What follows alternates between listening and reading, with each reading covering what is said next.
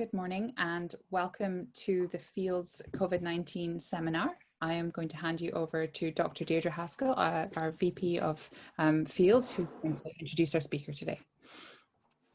Thank you, Sarah, and welcome everybody to this virtual seminar at the Fields Institute.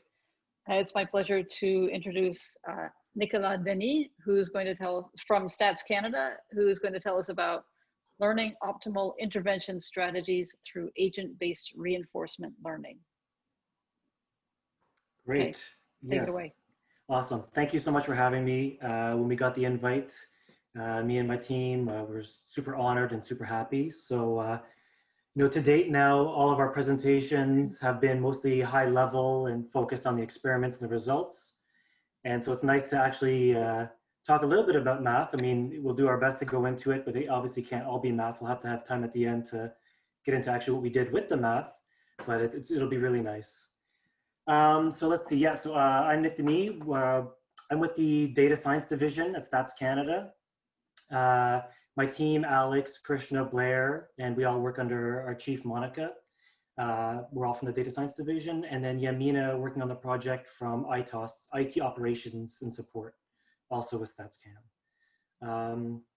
So this work, was really, it's done as research to explore its application in collaboration with FAC researchers, but it's all from StatCan. And I guess we'll jump in. So we'll give a little outline. So this is about reinforcement learning, and especially for this audience, the math behind reinforcement learning. So I'll kind of give a little teaser as to why we want to use reinforcement learning, our motivation. And then we'll get into the mathematical framework that we use, which is Markov Decision Processes. And we'll spend some time there. And at the end, we'll get into what are the experiments that we actually did and some results. So, I always like when I'm reading papers on arXiv in the morning or whatever, I like it when they give a figure right at the beginning, right in your face, this is the sex appeal, this is what's happening, and it draws me in. So this is kind of what I'm doing right now. So we're using reinforcement learning, and the agents are basically in an environment, a simulation environment, where they are taking actions, and over the course of the simulation, so this is a simulation over 120 days, you see on the x-axis, we're plotting the total number of infections, new infections that happen over the simulation. And each epoch is a simulation. And so what we're seeing is early on, the first simulation, the agents are doing pretty bad. They're all getting infected. But over time, as they're learning from their own experiences, they're able to learn action selection strategies that reduce the number of infections, greatly reduce the number of infections. So this is kind of the idea behind the approach. And so we'll take a step back now to see kind of, why reinforcement learning, and then what is reinforcement learning, the math behind it. So reinforcement learning on a high level, it's an interaction between agents and an environment. You can think of an environment as a world, you can think of it as a video game, whatever you want it to think of it as, but it's some sort of environment. You can think of it as like a black box. And so at any given time point t, the agent is in a state, st. An agent is going to take an action. There's a set of actions that the agent is endowed with, and we'll get to all these particularities later. But the agent will take an action, and basically the environment will evolve, it'll progress, it'll transition to a new state. And the agent will then transition to the new state, that time t+1, and it'll get a notion of a reward. And it's trying to learn on a high level behaviors, mapping from states to actions to these policies, these behaviors that maximize some sort of notion of receiving these rewards. And we'll get to that in a bit. And a high level kind of reason why we went towards reinforcement learning is the idea is rather than modeling a particular scenario, so you might have a particular scenario like modeling school closure or modeling, everyone stays, you reduce the number of social visits you have with people, you close down businesses or combinations of them. So rather than modeling a particular scenario and then running a simulation for 4 or 6 months or what have you, and seeing what that scenario has in terms of an effect on the number of infections or hospitalizations or whatever metric you're measuring. The idea here is we don't do any of those things. What we do is we give an environment for the agents and endow them with enough actions that are, expressive enough to represent all these different possible scenarios, or, excuse my like abuse of math, but you could think of it as like convex combinations. So like 0.2 times school closure plus 0.4 times business closure plus etc. So kind of not so, it's much more granular and a lot less discrete what can be represented. And the agents are asked to minimize or maximize some sort of objective function. And what we can do then is reverse engineer and basically mine their behaviors. And we can condition these behaviors on basically demographics and attributes of these agents, for example, age, number of comorbidities, employment status, things like this, to, inform or provide, inform policymakers for, real life policy decisions. That's kind of the end goal, or the hopes of this project. So how is reinforcement learning being used in real world? So reinforcement learning became really sexy and got on the map several years ago by a group in the UK called DeepMind. They were acquired by Google, so now it's Google DeepMind. And basically they had this Nature paper where they had a single learning algorithm that learned from pixels, so screenshots, images, how to play a whole suite of Atari games. So the same learning algorithm played dozens of Atari games and did it better than humans. Other video games are also used. They're very, very complex video games. Video games are a natural test bed for this domain because there's a natural notion of an environment, the game engine, and reward, like the score and things like this. But what I really like to point out is, again, another work from DeepMind, which was AlphaGo, and they followed it up with something called AlphaGo Zero and now AlphaZero, where you had this reinforcement learning algorithm just play games by itself. It just played it against itself over and over and over again and got better and better and better. And then what they did is they had it go out and play Go against world-class players. So I didn't know Go before AlphaGo was published, but Go is much more complex than chess. In terms of a game tree, it expands and branches much more. Like chess, it has, grandmasters and European champions and whatnot. And so what they had is DeepMind hosted a sequence of matches, first against like kind of lower level masters and European champions, and then against the world's best player, Lee Sedol. And they played, I forget now, it was like a best of 5 or a best of 7, but in any case, AlphaGo won. And it was really, really impressive and really amazing to see, such complexity, beat out humans. And what I really like to hammer out about this AlphaGo instance is that when AlphaGo was playing against Lee Sedol, of course there was analysts and commentators watching, and AlphaGo would make some moves that seemed questionable, and the commentators would kind of scoff at or laugh at. Oh, they didn't understand why would they do that? And then of course in the end AlphaGo won the games, and later analysts would go back and look at what happened in these games, and they would piece together that those kind of unexplainable or human unexplainable moves by AlphaGo actually led to, or credit was assigned to those moves as to why AlphaGo won. And so what was really interesting is that, it goes beyond human intuition and human understanding, and the idea that these reinforcement learning agents explore a huge solution space and can do so because of high power compute power, and can reveal novel strategies that are not obvious to humans. And so that's kind of one of the main kind of impetus behind why we're using reinforcement learning. It's used in Texas Hold'em poker, robotics, and it's even used to control the aspirator in surgery for I forget which hospital, but yeah. So reinforcement learning agents are coming to a healthcare process near you. So, okay, so let's get into the math behind it. So how do agents learn mitigation strategies? And the short answer, the too long didn't read, is they learn from trial and error. That's essentially it. They have to try different things, they learn from the experiences, and they get better. So how do we frame this? We frame this as a Markov decision process. So for those who maybe aren't familiar with MDPs, there's a whole suite, a whole family of a family of Markov decision processes. There's partially observable, there's factored, there's decentralized, there's multi-agent, there's communicating, there's all sorts of different MDPs. I'll describe the most general. And it's the one that we base our math and our algorithms on. So an MDP-M is a tuple, which typically contains things like S, which is a set of states. Set of states can be, it could be a finite set, it could be uncountable. For us, it's finite. A is a set of actions. Again, could be finite, could be uncountable. For us, it's going to be finite. And there's some sort of notion of a reward function. So the reward function could be a function from like states to action, 8 states and actions to the reals. It could be a function of states and actions and states to the reals. Or it could be, for example, a function from states and actions to distribution over the reals. It all depends on your kind of problem. So I give the example of imagine, tomorrow I run into an old friend or something, a woman, and she has a bump on her belly. So I'm in a certain state.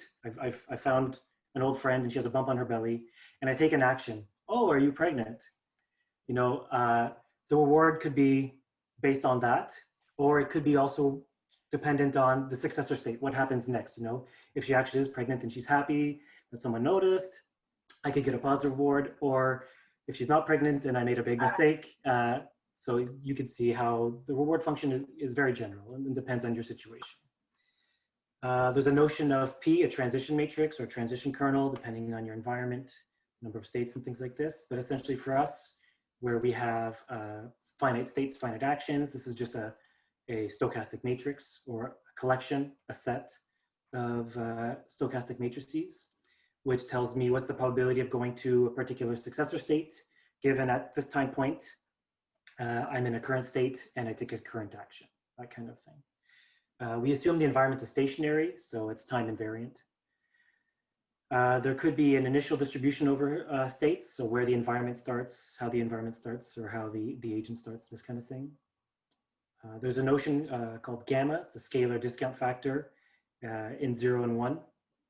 And we'll get back to this later. All these things we'll come back to again, but gamma basically, it kind of abstracts the notion, represents the notion of utility, discounted utility. So for example, like a dollar tomorrow might be worth 90 cents today, right? I'd rather have a dollar today than $1.50. You guarantee me $1.50, I don't know, 40 years from now, that kind of thing. So how much do I currently value a future award today?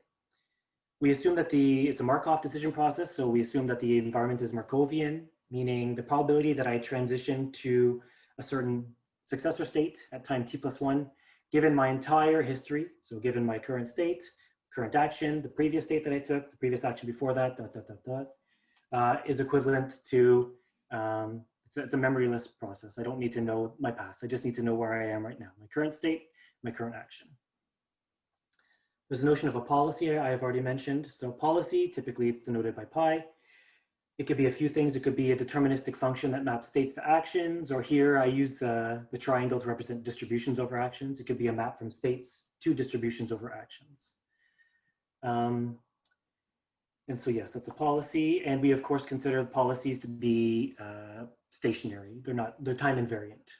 I don't care what time it is when I'm moving throughout this environment. And I'm not going to, if there's any questions popping up, Sarah, Deirdre, whoever would like to field them, you can interrupt me. Otherwise, I'll just keep talking. It's also, it's Jianheng, so people can also raise the questions through chat or raise a hand. Thank you. Okay.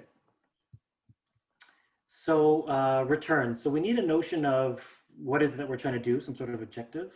And so we need to define some sort of notion related to returns. So these are going to be random variables. And I'm going to mention kind of 2 returns, a finite horizon return, an infinite horizon return. And then I'm just going to aggregate them together, unify them in one notation, and just use that moving forward. So for a finite horizon return, it's a random variable. It's G subscript T. So the small t represents my current time point, the agent's current time point. Big T, it's some sort of positive number, some sort of positive natural number that represents how far into the future, how many time steps into the future. And it's the sum, it's a random variable that represents the random sum of rewards over the next t time steps. So the immediate reward, which is random variable, plus the random variable reward at the next time step, dot, dot, dot, dot, for the next capital T time steps. And that makes sense, especially in like fixed horizon, fixed length kind of games or things like this. But generally for humans and in life, we typically want to consider infinite horizon returns. So I didn't mention this, but typically we assume that the rewards, whether it's a reward function or distribution of rewards, it's bounded. So all the rewards are in some sort of ball. And so we have the notion of an infinite horizon return. So now gamma is strictly less than 1. So it's in 0, 1. And it's similar, it's a random variable that's the random sum of rewards over the infinite future, where you can see there's a gamma discounting. So it's the random immediate reward plus gamma times the random reward following that, plus gamma squared times the reward following that. Unfortunately, you see my indices, I made a little mistake there. It should be RT plus 1, RT plus 2, RT plus 3, etc.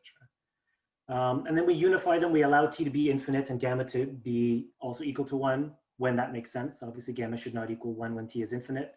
And we just unify the notation there. So we have a notion of a return. It's a random variable. The other pieces of machinery we're going to need are value functions. And forgive me, I should be saying state value function and state action value function. Typically, when I say a value function, what I mean to say is the state value function, the V value function. And typically what I say, and in the literature, you'll see the Q function. The Q function is the state action value function. So the state value function, each of these value functions, they're always with respect to a fixed policy pi. Okay, so you fix a policy. Recall policy is a map from states to actions or distribution over actions.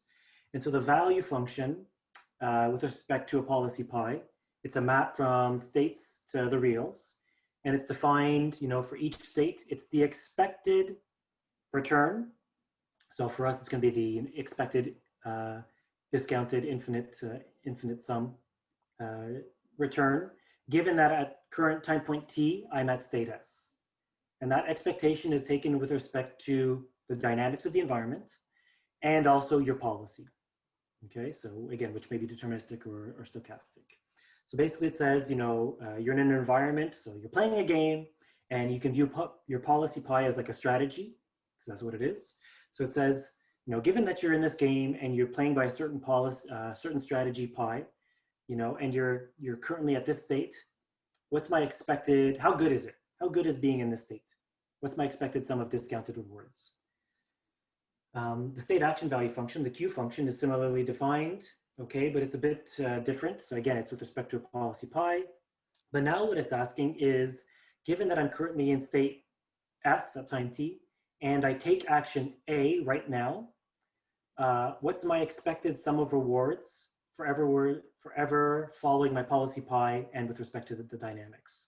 So the nuance here is that AT equals A, that action A doesn't necessarily have to be what the policy pi is. So it doesn't have to, AT does not have to equal pi of S of T. Pi of S of T would say what action you should take. So basically what it means is, given that I'm playing a game and I have a certain strategy and I'm in a certain state, what's the value of taking this action, not necessarily what I usually do, and then what's my expected sum of discounted rewards given that I take this action, and then afterwards, forever afterwards, follow my current policy pi. So these are the machinery, the pieces of machinery that we'll be using, especially the Q function. It's the most common one. So, okay, so now we have a notion of a value function and a return, and you might see where we're heading. We want to come up with a policy that maximizes these expected returns, no matter where we are in the environment. So that's basically what this, the pi star is communicating. It's saying that pi star, we want that for every state in our state space, pi star of S basically realizes the best value, the best expected return of rewards for that state. Pi star doesn't have to be unique, but it always exists, okay, under mild conditions, especially for us with finite states and finite actions and bounded rewards, it always exists, but it may not be unique. And so, in the line there, hence for every S and S, basically the value associated to the pi star, it's greater than or equal to the value of any pi in some sort of policy space, which is, again, could be deterministic or could be distributions. As a tautology, we just define V star, the optimal value function, as the value function associated to pi star. Though pi star is not unique, V star is, okay? And V star, with respect to a certain state S or evaluated a certain state S, it has this relationship with Q star as the max over actions Q star of SA. It also equals, Q star S pi star of S. So with that, we're going to introduce some important some important machinery that allows us to do algorithmic solutions for pi star and V star and Q star and things like this. So there's this equation called the Bellman optimality equation. And the nice thing to notice about it that we get to at the end of this equivalence is that it has a nice recursive nature to it. So we're just repeating that bottom line there. V star can be equivalently written in terms of Q of pi star. And then by definition, we're just unpacking the definition of what Q of pi star is. And now we're just separating the first reward, the immediate reward, from the remainder of the sum. Then we're just unpacking what the expectation is. Here, we're assuming that the policy is deterministic, but if it was stochastic in nature, we would include that in terms of the expectation, but in any case. And so we get to the final line, and what you can see is it's essentially related to the expected immediate reward, the first reward, and then gamma times the expected value of the successor state, whatever that successor state is, with expectation. And so we have this relationship between V star of the current state is related to V star of the successor state. And so this equation is called the Bellman optimality equation. So we're going to keep this in mind and we're going to return to it. So it's nice because I guess depends on your preference, but the nice thing about reinforcement learning and Markov decision processes is the barrier to entry for like a mathematician or a non-mathematician, it's pretty low. The machinery you need really is like third-year analysis, real analysis. And then of course, in terms of like improving some other theoretical results, mathematical statistics and probability or measure theory, functional analysis, but the barrier to entry is very low. So we won't need much machinery to get to what we need to do to solve our optimal policies and value functions. So the first thing we need to do is we need to have a notion of an operator. So for two norm spaces, X and Y, with their respective norms, T is an operator. It's a map from one space to the other, and it's a bounded operator if there exists some finite positive number M, such that basically you take a point in your original space X, you look at its norm, and you map it to the other space Y, and its norm doesn't grow by a factor of M. So basically the norms are bounded. They don't grow uncontrolled. That's the notion of a bounded operator. And then we have the notion of a contraction mapping. If M is less than 1, it's called the contraction mapping. So this is just a definition.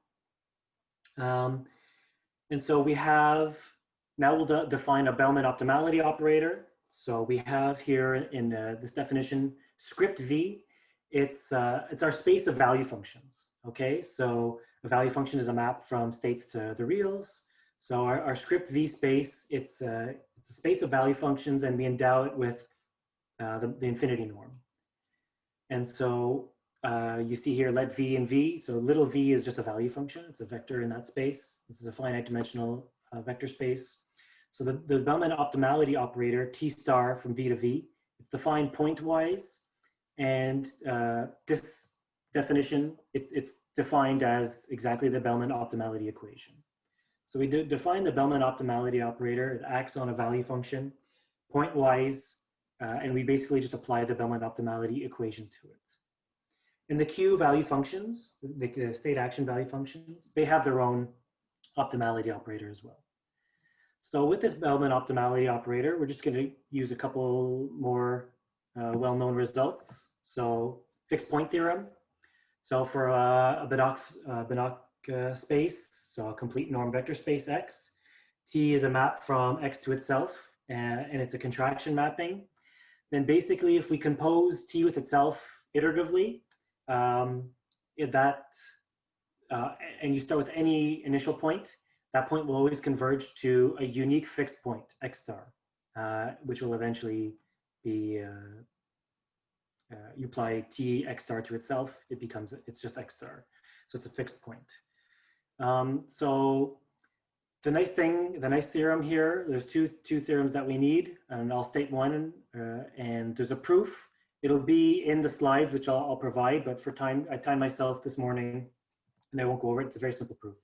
But essentially, we need two theorems. So the first one, for gamma less than 1, T star is a contraction mapping on V.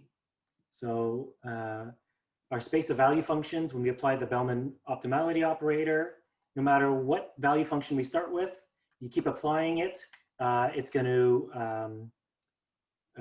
lead to converge to, in the limit, to a fixed point.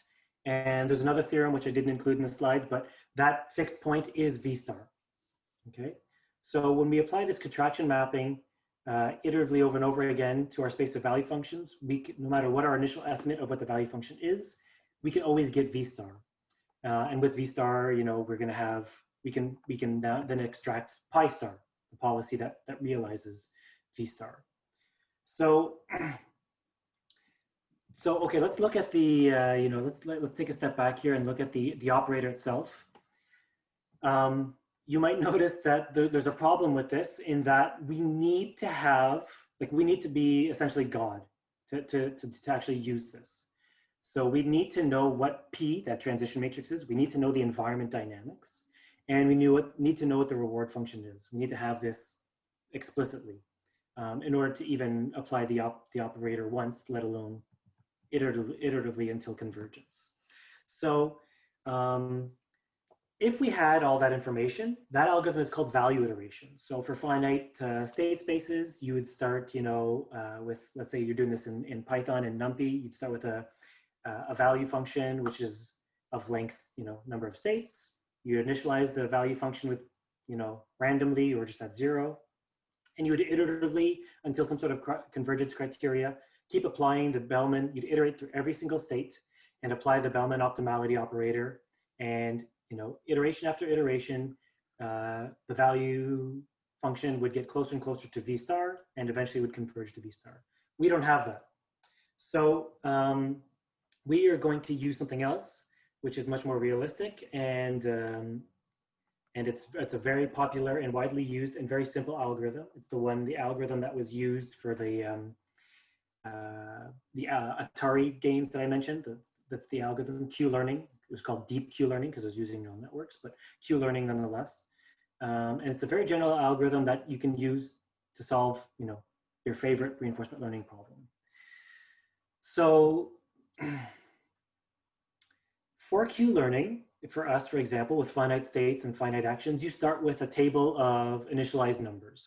And essentially what you're going to be doing is bootstrapping off of your previous estimates and unbiased estimates of the immediate reward that you receive as you're acting in the environment. So this, you don't have a model, so you're learning from experience here to do Q-learning, meaning your agent has to be able to, experience the environment. So if that's playing a video game, it means playing a video game. And for us, these agents means they're living out a simulation that we build for them. They're going to, at any given time point t, so I'm just looking at this algorithm here, at any given time point t, the agent is going to take an action from some sort of action selection strategy, and I'll get to what that is afterwards. It passes the action to the environment, tells them, hey, I did this, I went to the store, I stayed at home, I practiced social distancing, whatever. The environment will then progress to a new state and give the agent a reward. And then the agent does a Q-learning, what's called a Q-learning update. And then that's it. It continues like this over and over and over again. So I'll talk a little about the Q-learning update itself. So again, you initialize. So again, you have states and actions. So if you have 1,000 states and 20 actions, you have a 1,000 by 20 matrix or NumPy array. You initialize it to whatever values. Alpha is a learning rate. It's a parameter between 0 and 1. So let's just say, for example, it's 0.1. And so every time the agent interacts with the environment, it's going to update its estimate of the value of state ST and action AT with 1 minus alpha times the previous estimate plus alpha times, and then that square bracket. And that square bracket, forgive me for moving through the slides, is an estimate of the Bellman optimality operator. Okay, so it's the expected immediate reward and the expected gamma times the expected value of the successor state. So that's what that square bracket is supposed to represent. RT is, we sampled that from the environment through acting in the environment, so it's an empirical estimate. So that's can be viewed, well, it can be viewed, it is an unbiased estimate of the immediate reward given you're at state S and action A. And this is you're bootstrapping once again off of your estimate of what the value of the successor state is. So this algorithm, under very mild assumptions, Q-learning, it converges almost surely to, so where was I? The updates, right. So this converges almost surely to Q star, and to get the policy, the pi star, you just read off for every state, what is the action that realizes Q star of that state, that maximizes the rewards. So it's very easy to get pi star from this. So the conditions are this GLIE, the action selection strategy. And so before I get into what that is, I'll give like a nice high level description, which I always give, and I love it because I love shawarma. So I'm in Ottawa, and if any of you live in Ottawa or visit Ottawa or what have you, you would know that Ottawa, it's like the shawarma mecca.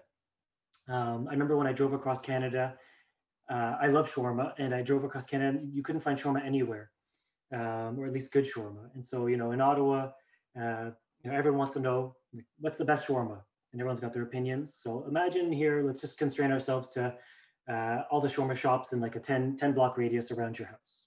Okay, so let's just say, for argument's sake, there's 10 shawarma shops. You want to answer the question, what is the best shawarma shop around you? So okay, you go to the first shawarma shop, you try it, and imagine it's good. So do you just stick with that? It was good. So if you just stick with that and you just ate at that shawarma shop, and then what happens, after 5 years, you try another shawarma shop, and it happens to be better. Because you spent 5 years or whatever eating at this subpar shawarma shop when this other place was there just waiting for you to try it. And so we want to minimize regret, which is the difference between the reward you get from the best action or policy versus what you were doing empirically. So, okay, so now you've tried two. So maybe you might think, okay, well, I'll try each shawarma shop once. You try each shawarma shop once, and then you go, okay, I have an estimate of how good each shawarma shop is. So maybe the one that you thought was the best, actually that was a kind of different night where actually the service is usually pretty bad. But that night when you went, there was not so many people there, and so the lineups were small, and they were able to serve you, nicely or whatever. Or maybe the thing that you thought was, fourth best, kind of middle of the pack, actually is a lot better, but maybe that night, three of their cooks called in sick, and their usual garlic supplier couldn't deliver, so they had to buy garlic from, Loblaws, and it wasn't good, whatever. So the idea is the world is stochastic, you have to sample. But how much do you sample? If you sample uniformly, if you say for 1,000 trips to the shawarma shop, you sample, uniformly across all your places, more often than not, you're going to be sampling, you're going to be going to a shawarma shop that you don't like. So you have to trade off what's called in reinforcement learning, and I think they use the same language in bandit literature, which is exploration exploitation trade-off. So you have to explore. You can't just do what you think is the best, because it could be that your estimates of some of the other actions aren't good, and you can't just exploit because you may be converging too quickly, limiting yourself to something that's subpar. So you have to balance this. And what GLIE, greedy in the limit with infinite exploration, it's a condition. There's a couple conditions for it that guarantee this nice balance between trade-off of exploration and exploitation. But essentially, greedy in the limit means in the limit, as time goes to infinity, you're basically taking all of the more and more and almost all of the mass in terms of distribution over actions you take are your pi star or your estimate of pi star, what you believe is the best. So that's the exploitation. So over time, you're exploiting more and more. And then infinite exploration means even in the limit, the mass, you always have a non-zero probability associated to exploration. So the other suboptimal actions. And so that way, under very mild conditions, like the environment is communicating and there's things like this, finite diameter and things like this, that means that infinitely often you're going to whenever you're in a state, you're going to take with probability 1 every action in that state infinitely often. And because you're taking every action infinitely often, you're going to arrive at each state infinitely often. So basically each state, you're going to be able to sample each action infinitely often, meaning you're going to have in the limit, your estimates for the value and the immediate returns of those state action pairs are going to converge to the true. And so Q star will eventually, your estimates of Q will converge to Q star. That's the high level description of the algorithm. But you can see the algorithm itself is very, very simple. And the actual action selection strategies that satisfy this GLIE condition are very simple. One example is epsilon greedy. So this is the algorithm that we use more or less, okay? So that basically concludes the math component of the talk, and then we'll get into, what experiments did we do and some results. So we built an environment, so we have the math behind everything. Now we just need to build kind of like a video game, a simulation environment for our agents to live in and play around and get better and better and better at minimizing COVID infection. So we build a population of 50,000 agents. Every time we build a population, we have a certain subset of them that are initially infected. We run a simulation for 120 days. We implement things like contact tracing. I'll get to that in a second. Excuse me. We received our epidemiological parameters from FACS, from Vicky Ying, so we're very appreciative of that. And her agent-based modeling, so things like probability of infection, like infection rate, given that someone's infected, what's the probability that they'll be asymptomatic, symptomatic, that they'll require hospitalization, they'll require an ICU, they'll die, the duration as they move through, we call this a progression profile. How long will they be asymptomatic? How long is the latent period? How long will they be symptomatic before going to a hospital? Things like this. And there's two main components to our environment, agents and nodes.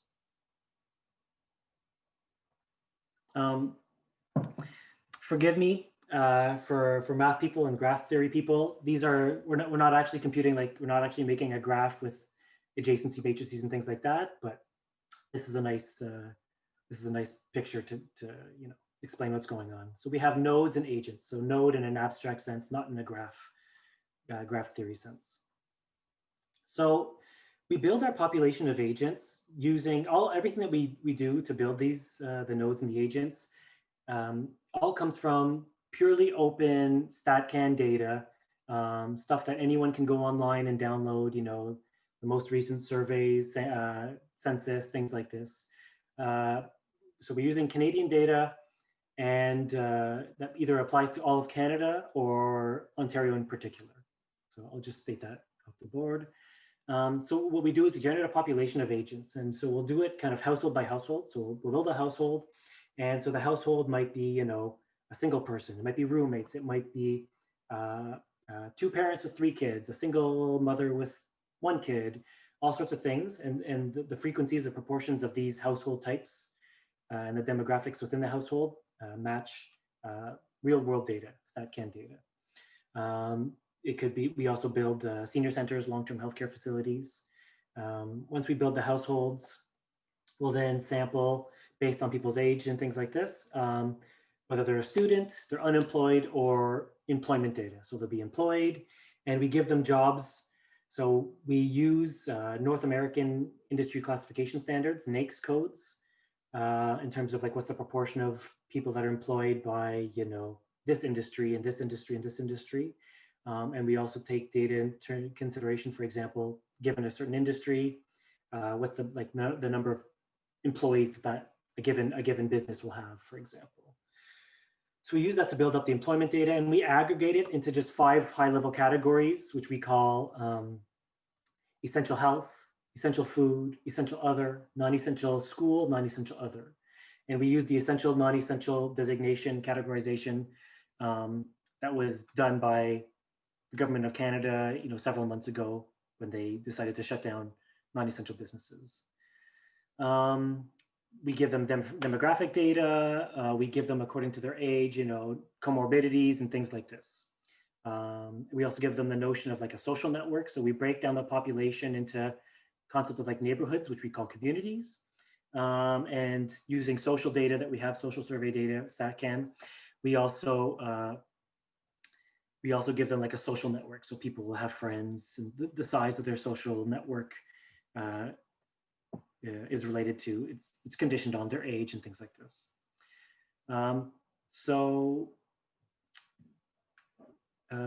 Okay, there's a hand raised. Yeah, thanks, Nicholas. I'm glad you saw. What's the actual StatCan data that provides some of this like social network structure? So this was a heuristic, and it's very loosely, so we have a social data, a social survey. I forget the actual name of the survey, but if you want to ping me afterwards, I can ask one of my team members, Alex, to get it for you. Okay. It has more to do with the number of like social and the size of social, things like this. Mm-hmm. So based on age. So we use that as a heuristic to cook up a sampling method to group people together. Mm-hmm. Another strategy we could have done, and I think we might have aimed to start it, but we never got to it, is the contact matrices data that people have. Mm-hmm. But we didn't go that route, but we could do some sort of mixture. Yeah, mm-hmm. Yeah. Excellent. I'll definitely ping you after because I'd like to hear more. Thanks. Okay. Okay. And then the nodes are like the households, the senior centers, the businesses, things like that. So these are the schools, all these types of things. So these are the type of nodes. And we've added like parks and things like that as well. Okay, yeah. Okay, so what a day in the life looks like. So we build a population, we set it for 120 days, for example. And then each day, what we do is the agents are forced to like sleep from 11 o'clock to 6 a.m. inclusive. And then during their waking hours, they take actions that are constrained with respect to things that make sense. So like an unemployed person cannot go to work. They can't take an action related to work. You can't go to work when it's not your time to work. So we actually give them days of the week and hours to work. A student can't go to school 5 o'clock in the evening or on weekends. They have to go during regular school hours, that kind of thing. So we give them actions. And so the idea here is these actions, and so we always ask for suggestions for actions and things like that, because the idea behind actions is we want, again, to be able to represent, we want the actions to be expressive enough to represent all the different possible scenarios. So we have actions related to going to work, going to school, visiting a business, being social and staying at home, for example. Each action basically has like a social distancing equivalent.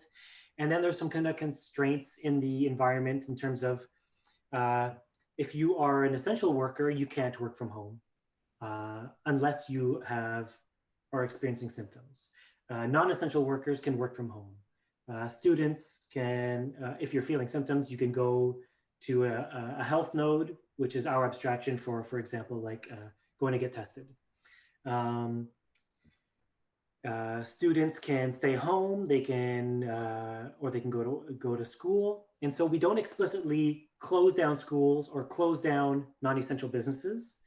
But the idea is if the agents learn, like if the agents learn to stay home from schools or stay home from, 80% of the students do this, stay home from school, etc. The idea is we don't have to explicitly model a particular scenario. The agents could learn it on their own, and the agents don't have to be they can be much more granular. They don't have to be so uniform as like all businesses are closed. Maybe a certain type are are more likely to cause or more at risk or things like this. That's the general idea in any case.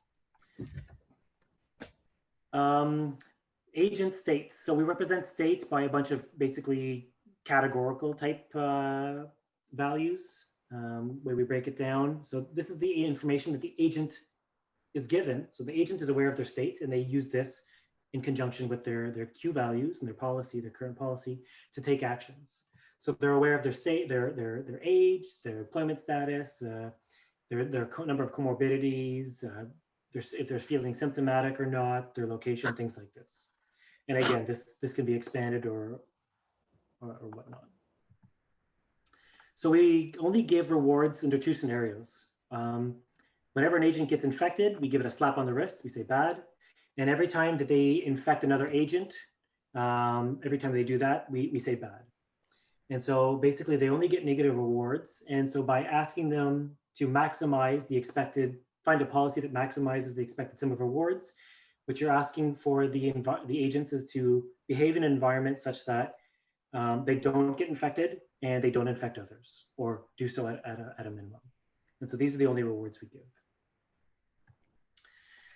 Okay, so we do a few different experiments. So there's some baselines. So these are like controls, the kind of sanity checks. So the first baseline, baseline 1, is the agents don't have access to social distancing actions, and they select actions completely at random, uniformly at random, when they make sense. Again, an unemployed person can't go to work when they don't have a job. And there's no contact tracing. Baseline 2 is like baseline 1, except that now the agents can randomly select from the full set of actions, so including social distancing actions. So you'd expect an improvement over baseline 1 in terms of reducing the number of infections. Baseline 3 is like baseline 2, except now contact tracing is implemented. And how we implemented contact tracing was each agent maintains like a buffer, like a list of agents that they've interacted with over the last 7 days, but they can only keep track of an agent if it's someone that in their household, a co-worker, or someone part of their social network. So if they go to a grocery store and there's just some other random person, other agent there, they don't add them to the contact tracing. And the idea is they only keep track of the last 7 days. And whenever an agent goes and gets tested or goes to the hospital and they're found to have COVID, basically there's they get ordered to self-isolate at home with their family, and then 7 days later, more or less, there's a lag between the time that they get tested. They basically provide their contact tracing list, and then 7 days later, the agents on their contact tracing list are then ordered to self-isolate at home as well. So that's supposed to represent the delay in real life events like a healthcare worker being assigned the case and calling people and things like this. And then of course our RL experiment, where now the agent isn't taking random actions, they're following their policy that they've learned. So we do a few different experiments. So we include something called a wildcard agent. And the wildcard agent is essentially an abstraction to represent, sometimes people aren't good, they aren't following the prescribed behaviors. So you go to a grocery store and some people don't go down the one-way aisles. Some people want to hang out with their friends or all their family. Some people don't want to wear masks. So wildcard agents, every agent is assigned a probability scalar alpha, where that represents the probability that they will follow their reinforcement learning policy, the policy that they learned. And with probability 1 minus alpha, they'll default to a hand-coded behavior. Okay, so it's to represent that. So if alpha is like 0, basically the agent never cares about following social distancing. They're just going to do whatever the default behavior is. And so we initialize a population of agents with a varied distribution of levels of alpha. You can see it here. It's just a simple heuristic in any case. So on the left, we have the cumulative infections over the different baselines. And on the right, we have the daily infections. And so you can see that basically the baselines and the RL have results that you'd expect. Baseline 1 is the worst, baseline 2 improves upon baseline 1, baseline 3 improves upon baseline 2, and the RL improves upon baseline 3. For each experiment type, so for each baseline and the RL, I forget the exact number, but I think we run like 50 experiments, something like that. They're all plotted. They might be hard to see. It's a bit easier to see here. They're all plotted with a level of opaqueness, and then the mean of the 50 runs is in dark. The bottom, we compare the RL in the presence or absence of wildcard agents. And we see in both that, that both, eventually converge to, getting the number of infections down. But obviously in the presence of wildcard agents, it takes a bit more time. There's an interesting result that we noticed in that there tended to be, especially in the presence of wildcard agents in red and in the various baselines, we noticed that there was valleys. There was some sort of periodicity with these valleys and peaks. And the green lines represent Saturdays and Sundays. And all the agents in so all the businesses nodes in our environment are open 7 days a week. And agents are, if you're employed to a business node and it's open 7 days a week, we don't assign like Monday to Friday. We just sample 5 of the 7 days and that's it. So there's no periodicity encoded in the employment except for schools. Schools are obviously only open Monday to Friday. And so this plot is very interesting in that you see the red is with wildcard agents. So when wildcard agents are present, weekends are good. Weekends reduce the number of infections, and basically schools are causing problems. There's a peak kind of in the center of each school, more or less. It decreases over time, obviously. But wildcard agents, which could be students, which could be teachers, and there's obviously auxiliary staff in the school as well, are causing problems. And that gets reduced on the weekends. But you see what's very interesting is on the bottom plot, the exact opposite, the bottom curve, I should say. When there's no wildcard agents, if you look in between, you actually see that there's a valley in the middle of the week.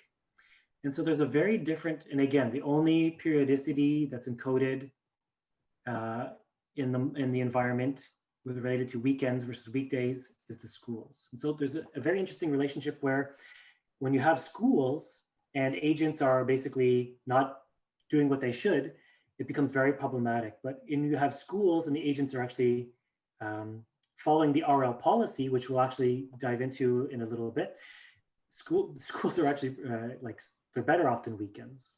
And you'll see why in a bit. We also do an experiment, which I'll very quickly go over. It's called attrition. Basically, it's an abstraction to represent over time, people just get tired of, social distancing and things like that. Like people eventually at a certain point, I'm tired of not seeing my family. I'm tired of not hugging my mom. I'm tired of not having friends over inside my house. I'm tired of whatever. And so what happens is we start off all the agents with that alpha value of 1, meaning they're always following the RL policy. And with each day with a certain probability, that value decays. And so this is 50,000 agents over time, and see over time, they're becoming, they're becoming more and more wild as a wild card. So they're following the RL policy less and less. And this was, again, is just a heuristic. The rate at which it decays was just cooked up, but in any case. And so for time's sake, I'll just show a virtualize the bottom plots. So in cyan, we have RL in the presence of the attrition. In red, we have RL with the wildcards. It's the same one as we saw before. And the black is the RL with no wildcards. And so what we see is based on how we represented attrition, you see that it's very fat-tailed. The daily infections, it plateaus. It doesn't drop down lower than this value. And if you look at the cumulative infections, that corresponds to it's monotonic. It doesn't plateau. It just keeps increasing. So this would be like a bad. If you want to view this as like a reopening strategy or something, this would be very bad. And the idea is obviously this converges. So people, our goal obviously at the end of the day, and the question is when this happens, we want to return to life, as it was, a year ago, whatever that is. And we have to, scale from how life is now to life to that. And you could view that as like an attrition scale. And so how that attrition scale plays out could be the difference between a fat tail and just infections just keep monotonically increasing, or getting it down to something like this, which converges the daily infections. So find that very interesting, and kind of looking at what an attrition profile that would lead to still getting that thin tail and converging would be an interesting area of research. Again, we can analyze the agent's behavior. So we can, once they learn something, we can then condition, look up what are the agents doing in this scenario, conditioned on age group, conditioned on employment status, etc. So I'll try and quickly to go over just some interesting things. So, spoiler alert, no shock. The agents typically tend to take the social distance equivalent of a given action.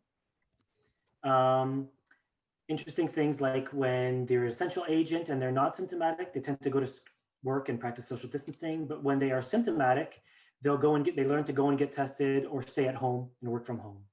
So these are very interesting things. For students, for example, when they're non-symptomatic, they're 8 times more likely to practice social distancing at school. What's interesting is we didn't tell them to stay home or anything, but when they're symptomatic, the schools are empty. Their agents are either going home or they're going to get tested. And again, we can mine things based on all sorts of different conditions. An interesting thing here, this is very busy, but to very briefly say, the top is what are agents doing outside of work or school when they're non-symptomatic, and they tend to prefer to stay home more than anything else, but they're still doing everything, but they're being social, students are being social, but mostly social with social distancing. But when they're symptomatic, for example, they're dramatically going to get tested. They learn to go get tested, even though they get no reward associated to going to get tested. There's no positive reward, and none of the agents are being social, and they even stop using non-essential other. So they stop automatically just being social. So interesting things like that. I'll very briefly touch on what we're doing now.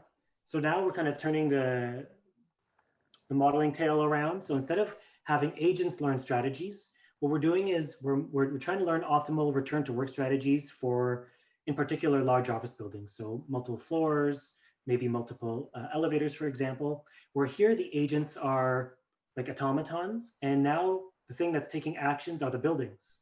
So the building will take an action where actions look like things like floor occupancy, staggered scheduling, heuristics, controlling the number of the meeting size, things like this. Maximum size, maximum number of people in the elevator.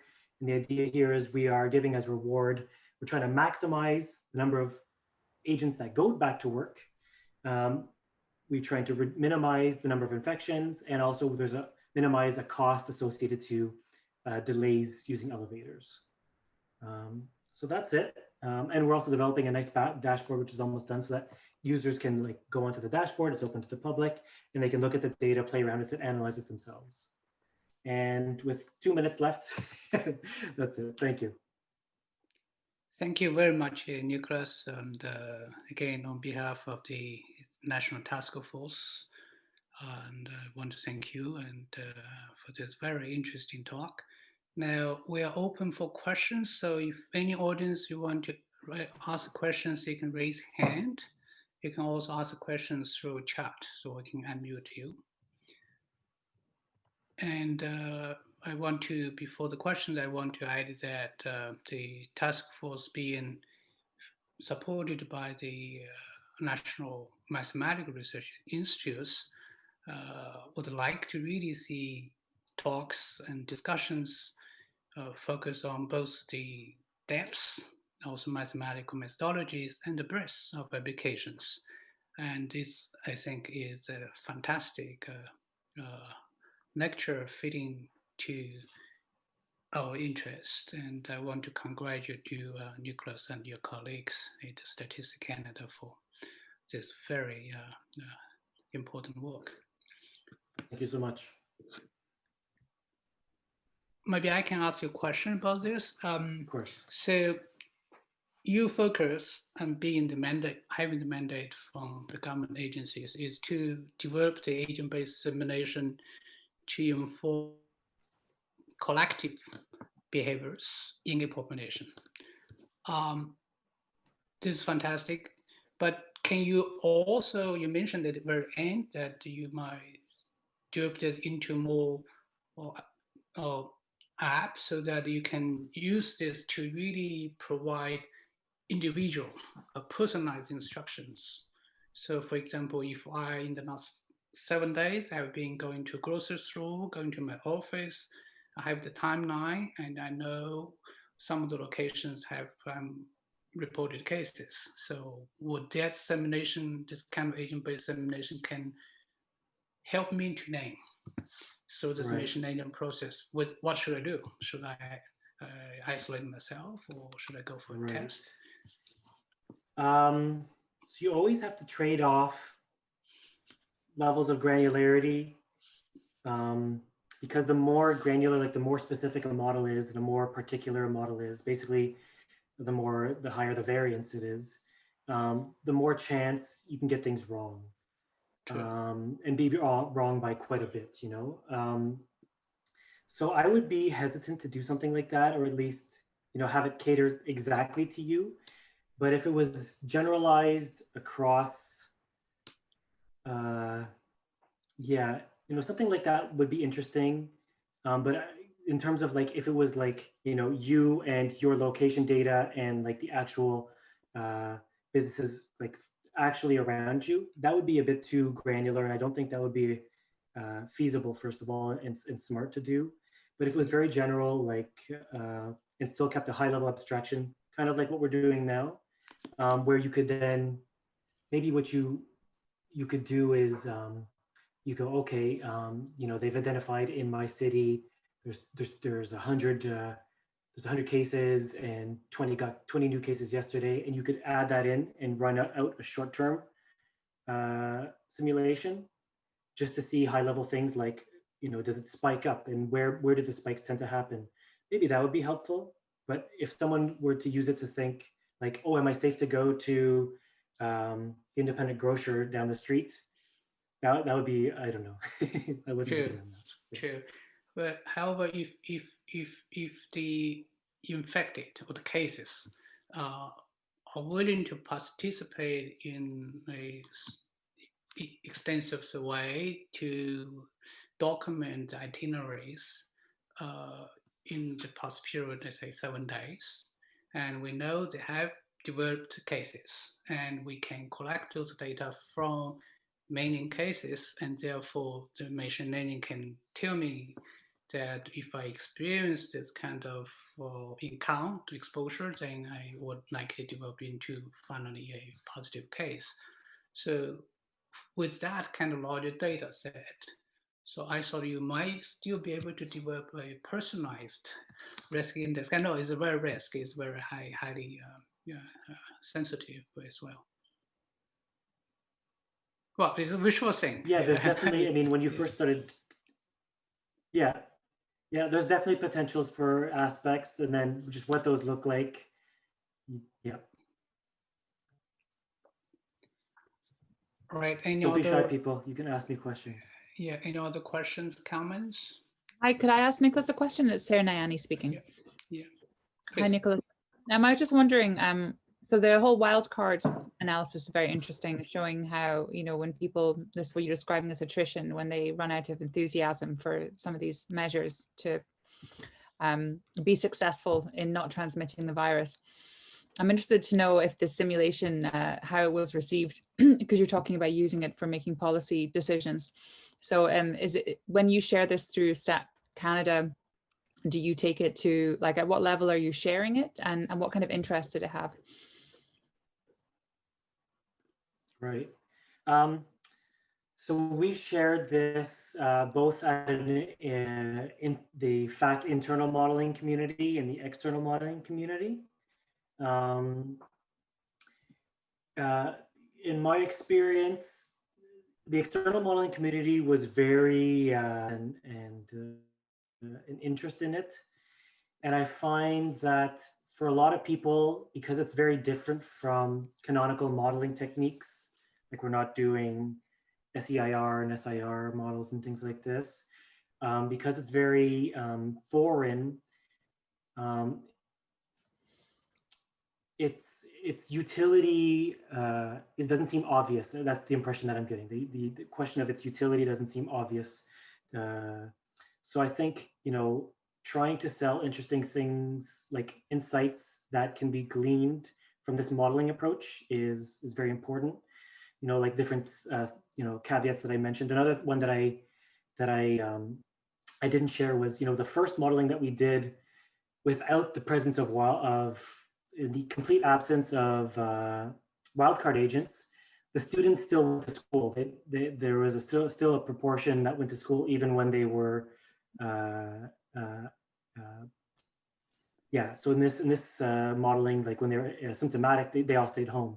And so it's very interesting that the agents learn that in the presence of kind of wildcard agents, they learn to be more cautious and things like this. And another interesting result that we found, I forgot to mention, was, of the RL agents, of their infections, about 88% of infections happen in the home from a family member. And about 55% of those, so close to 50% of all infection events for the RL models, agents, happen in the house from a family member when they're self-isolating together. And so what I was trying to highlight at one of the last presentations was that kind of signals to me that there's kind of use and impact that could be obtained from research on and recommendations on how to self-isolate at home when you're with a family member that's tested positive from COVID. You're forced to self-isolate, but you don't want infection events to happen. It's in the household. So how do you stay at home with, a parent or a sibling or what have you that is infected, and you yourself not get infected? So little things like that. So communicating these type of things I find is the important part. And so you can also raise a question from Thomas. Thomas, maybe you can raise a question directly. And I'm very glad to see Anna. Yeah, I mean, 100%. So yeah, so Thomas asks, how much of the outcomes of the simulation are dependent on the mechanisms encoded in the environment? Can I state a reference to the FAC agent-based model? I don't know the name of the paper. I believe it was published, but if you look up Victoria Ng, I think and it's I'm the sure same Nick Ogden or Amir Faisal are also on the paper. Yeah. I think the paper to answer probably... your question, how much is it dependent on the mechanisms? It's 100%. I mean, if it's all dependent on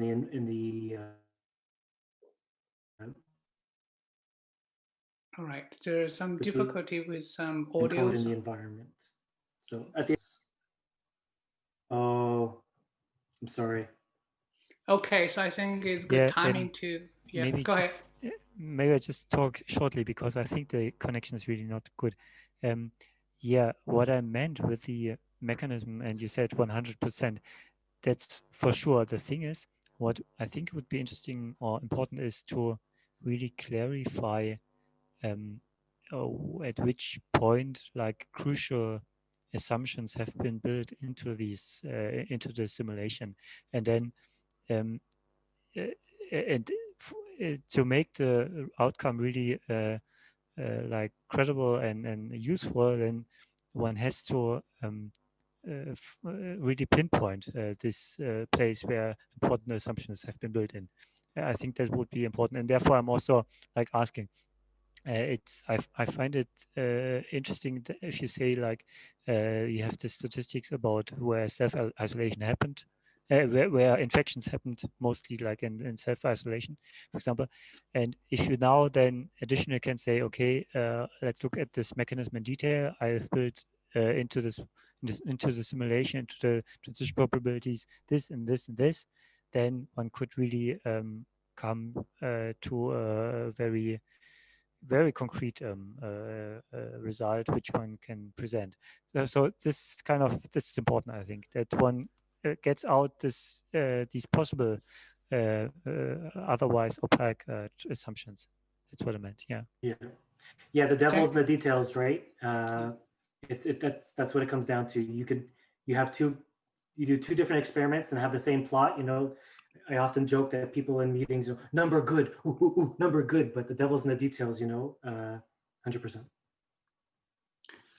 Thank you. So I think Nicola mentioned the reference from Victor Ying. I think it's already published in the Canadian Medical Association Journal, CMAJ, and part of it also in the report led by Nick Ogden, published in the CCDC, the Public Health Agency Canada's Internal Communicable Disease Report.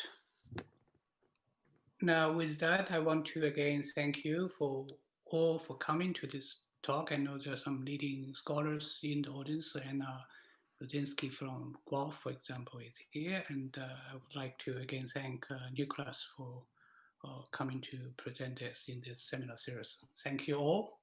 And that will conclude today's presentation discussion. Thank you so much. Thank you.